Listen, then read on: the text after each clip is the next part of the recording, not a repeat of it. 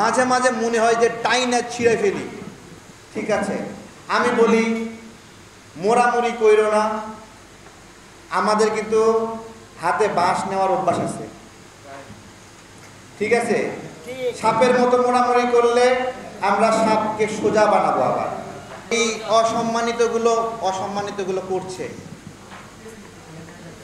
অসম্মানিতগুলো করছে আর বুকে কষ্ট দিচ্ছে, আর আমাদেরকে জুলাই স্পিরিট শিখাচ্ছে। মাঝে মাঝে মনে হয় যে টাইনা ছিঁড়ে ফেলি, এরকম মনে হয় যে যখন জুলাই স্পিরিটের কথা বলে, যে কি বলে এগুলা। এবং সবচেয়ে গুরুত্বপূর্ণ, আমার সংগ্রামী সহযোদ্ধারা ছিল ছাত্র দলের সহযোদ্ধারা। আমরা রামপুরা যখন দখল করি, ছাত্র দলের এক একটা সহযোদ্ধা মানে পুরা পা থেকে মাথা পর্যন্ত কলিজা নিয়ে ওইখানে দাঁড়িয়েছিল, এবং পুরা বাংলাদেশের চেঞ্জ মেকার ছিল তারা ওই জায়গায়।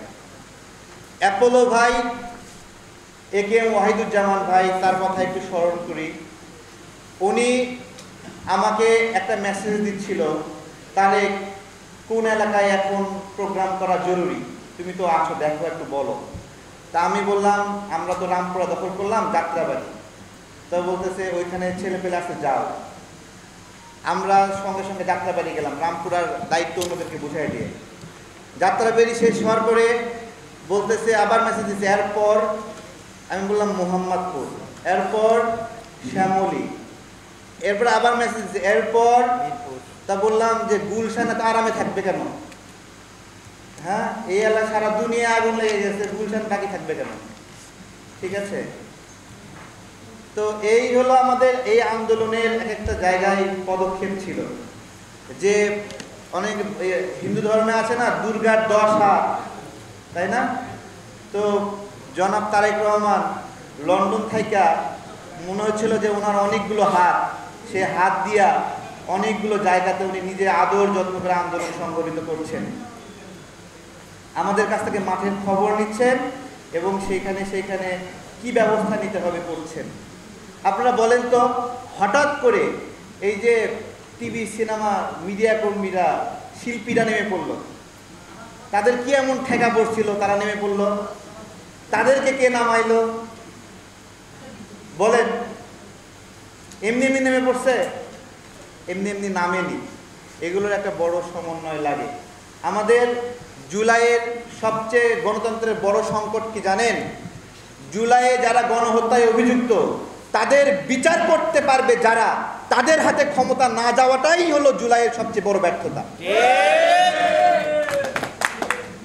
কারণ ডক্টর ইউনূস, এই উপদেষ্টা যারা আছে, ওরা বলবে আমি শেখ হাসিনাকে মায়েরা হাত বন্ধ করবো কেন?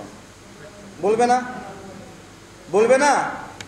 সেই কারণে কিন্তু ওরা শেখ হাসিনার বিচার করবে না, আওয়ামী লীগের বিচার করবে না মানে করবেই না। ওরা বলবে আমরা কেন আওয়ামী লীগের বিচার করে নিজের গায়ে দাগ লাগাবো। এটা হলো, ধরে রাখেন, আওয়ামী লীগের বিচার একমাত্র সেই করতে পারবে যে আওয়ামী লীগের দ্বারা ক্ষতিগ্রস্ত, যে আওয়ামী লীগের লোকদেরকে রিমান্ড নিতে পারবে সেই যে আওয়ামী লীগের রিমান্ডের শিকার হয়েছে। আওয়ামী লীগের বিচার করতে পারবে সেই যার পরিবারের একজন সদস্য মারা গেছে। আজকে সেই লোকগুলো আমাদের উপদেষ্টা প্যানেলে না থাকার কারণে আমাদের জুলাইয়ের এই গণতান্ত্রিক সংকট তৈরি হয়েছে। বাই চান্সে দায়িত্ব পাওয়া লোকগুলো এখন বিভিন্ন মোড়ামুড়ি করে। ঠিক আছে, আমি বলি মোড়ামুড়ি কইরো না। আমাদের কিন্তু হাতে বাঁশ নেওয়ার অভ্যাস আছে। ঠিক আছে, সাপের মতো মোড়ামুড়ি করলে আমরা সাপকে সোজা বানাবো আবার। ঠিক আছে, মোড়ামুড়ি কোনো সুযোগ নাই। আমরা বলছিলাম ডিসেম্বরের মধ্যেই নির্বাচন, এখনো ডিসেম্বরের মধ্যেই নির্বাচনের সুযোগ আছে। কিসের জন্য তাল বাহানা? কি দরকার আছে ডক্টর ইউনূসের 5টা ফাইল অতিরিক্ত সাইন করা?